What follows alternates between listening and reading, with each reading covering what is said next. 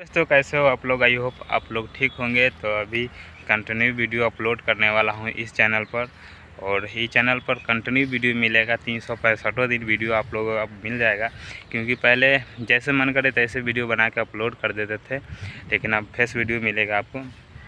और अभी जहाँ हम लोग रहते हैं राइस मिल में, आप देख सकते हैं पीछे राइस मिल का एक दराल आपको नज़र आ रहा होगा, लेकिन इधर हम लोग रहते हैं। देखिए इधर रूम है और काम भी करते हैं, और काम थोड़ा समय निकाल कर वीडियो भी बनाते हैं।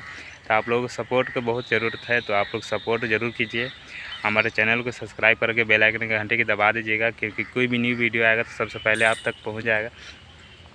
तो चलिए अभी अब आपको इधर के कुछ सीन दिखा देते हैं। इधर देखिए एक लड़का इधर फ्री फायर में व्यस्त है, और ये हम।